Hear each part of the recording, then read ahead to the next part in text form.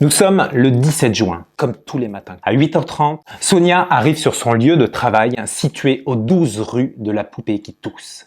Comme tous les matins, justement, Sonia arrive stressée. Car oui, Sonia a un problème majeur. Elle n'a pas le temps. Sonia est charrette, même pas le temps de prendre un café avec Martin et François. La vie professionnelle de Sonia se résume à rattraper le temps consommé. Sonia en eut marre d'en avoir marre. Elle décide de lister toutes ces tâches qu'elle fait lors de cette fameuse journée. Donc, Sonia note, note et renote encore. La partition de son temps commence à se jouer devant elle. 9h, ouverture des mails et première lecture. 9h03, changement des plannings clients. 10h04, son chef lui demande de faire un point sur les candidatures.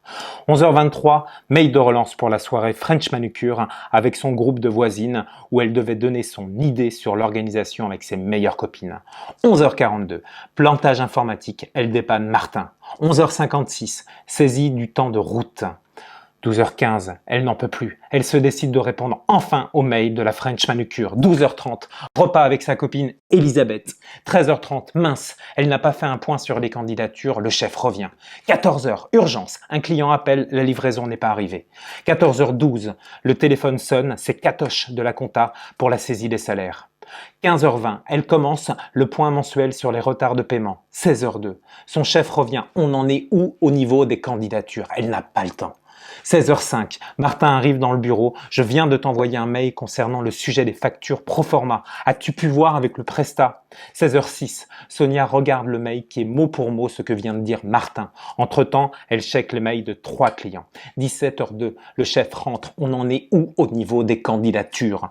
17h12, Sonia appelle le cabinet de recrutement. Trop tard, celui-ci est fermé. 17h30, Sonia éteint son ordi. Vous savez pourquoi Sonia est tout le temps dans l'urgence? Parce que rien n'est anticipé. Et surtout, elle ne sait pas dire non. La gestion du temps et des priorités commence par une liste des tâches de la journée qui est faite la veille avant de quitter son lieu de travail. Définissez à l'aide de 3 couleurs les 3 niveaux d'importance de vos tâches selon la classification suivante. 1. Ce qui est de l'urgent et important, c'est-à-dire ce qui est la priorité des priorités.